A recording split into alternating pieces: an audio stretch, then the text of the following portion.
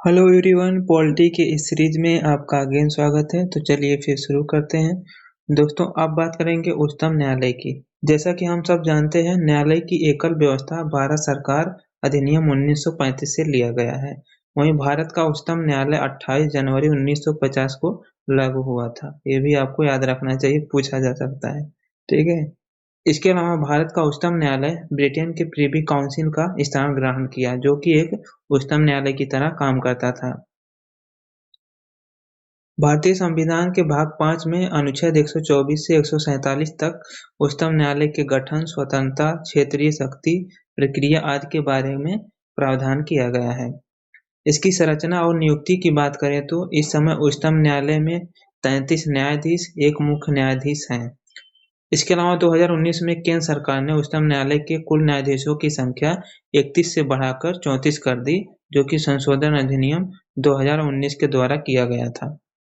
वहीं इनकी नियुक्ति की बात करें तो न्यायाधीशों की नियुक्ति राष्ट्रपति करता है और मुख्य न्यायाधीश की नियुक्ति राष्ट्रपति अन्य न्यायाधीशों एवं उच्चतम न्यायालय के न्यायाधीशों की सलाह पर करता है।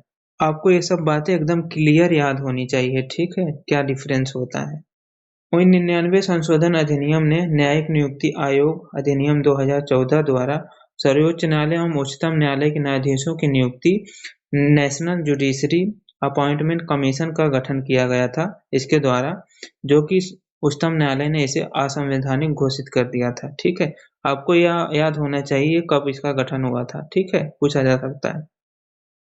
योग्यता की बात करें तो वह भारत का नागरिक होना चाहिए। वह किसी उच्च न्यायालय में कम से कम 5 साल के लिए न्यायाधीश रहा हो। इसके अलावा वह उच्च न्यायालय या विभिन्न न्यायालयों में मिलाकर 10 वर्ष तक वकील रहा हो। इसके अलावा वो राष्ट्रपति के मत में सम्मानित व्यक्ति होना चाहिए। वहीं शपथ प्रतिज्ञा की बात करें तो राष्ट्रपति या इस कार्य के लिए राष्ट्रपति द्वारा नियुक्त किए गए व्यक्ति के सामने इनको शपथ लेनी पड़ती है। इनके शपथ की बात करें तो भारत के संविधान के प्रति सच्ची श्रद्धा और निष्ठा रखूंगा, भारत की प्रभुता एवं अखंडता को बनाए रखूंगा। ठीक है। वेतन भत्ते की बात करें तो इसका निर्धारण समय समय पर संसद द्वारा किया जाता है, लेकिन जब वित्तीय आपातकाल लगा हो तो इनके वेतन और भत्ते में कमी की जा सकती है। इसके अलावा 2018 में मुख्य न्यायाधीश का वेतन 2,80,000 प्रति माह हो गया। वहीं अन्य न्यायाधीशों का 2.5 लाख रुपया हो गया प्रति माह। कार्यकाल और निष्कासन की बात करें तो वह 65 वर्ष की आयु तक पद पर बना रह सकता है। राष्ट्रपति को लिखित त्यागपत्र दे सकता है।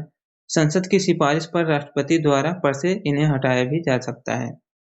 पद से हटाने के लिए राष्ट्रपति के आदेश द्वारा उच्चतम न्यायालय के न्यायाधीशों को उनके पद से हटाया जा सकता है, लेकिन संसद के दोनों सदनों के विशेष बहुमत, कुल उपस्थित मत देने वाले सदस्यों का 2/3 समर्थन प्राप्त होना चाहिए। उसे हटाने का आधार दुर्व्यवहार या सिद्ध कदाचार होना चाहिए। दोस्तों, यहाँ पे टाइपिंग मिस्टेक है, ठीक है। सिद्ध कदाचार होना चाहिए, कराचार हो गया है। ठीक है, देख लेना आप इसको। इसके अलावा कार्यकारी न्यायाधीश की बात करें तो मुख्य न्यायाधीश का पद रिक्त हो या अस्थायी रूप से मुख्य न्यायाधीश अनुपस्थित हो, मुख्य न्यायाधीश अपने दायित्व के निर्वहन में असमर्थ हो, तब कार्यकारी न्यायाधीश की नियुक्ति होती है। तदर्थ न्यायाधीश की बात करें तो जब कभी फोरम पूरा करने में स्थायी न्यायाधीशों की संख्या कम पड़ती है तो भारत का मुख्य न्यायाधीश किसी उच्च न्यायालय के न्यायाधीश को अस्थायी काल के लिए उच्चतम न्यायालय के न्यायाधीश के रूप में नियुक्त कर सकते हैं। वहीं सेवानिवृत्त न्यायाधीश की बात करें तो किसी भी समय भारत का मुख्य न्यायाधीश उच्चतम न्यायालय या उच्च न्यायालय के रिटायर्ड न्यायाधीशों को अल्पकाल के लिए उच्चतम न्यायालय में कार्य करने का अनुरोध कर सकता है, लेकिन इसमें राष्ट्रपति की पूर्व अनुमति होनी चाहिए। अब अगर उच्चतम न्यायालय का स्थान की बात करें तो संविधान में उच्चतम न्यायालय का स्थान वैसे तो दिल्ली घोषित किया गया है, लेकिन मुख्य न्यायाधीश को अधिकार है उच्चतम न्यायालय का स्थान कहीं और निर्धारित करे, लेकिन इसके लिए राष्ट्रपति की पूर्व अनुमति होनी चाहिए। वहीं उच्चतम न्यायालय की स्वतंत्रता की बात करें तो उनकी नियुक्ति राष्ट्रपति द्वारा होती है। कार्यकाल की सुरक्षा या संविधान में उल्लेखित प्रावधानों के आधार पर ही इनको हटाया जा सकता है। निश्चित सेवा शर्तें हैं। इसके अलावा वेतन और प्रशासनिक खर्च संचय निधि पर भारित है। यहाँ पर भारत हो गया दोस्तों, भारित रहेगा। ठीक है। और रिटायर होने के बाद वकालत पर भी रोक लगाया गया है। न्यायाधीशों को अपना स्टाफ नियुक्त करने की स्वतंत्रता भी है और सबसे इम्पोर्टेंट बात, कार्यपालिका से इनको पृथक रखा गया है।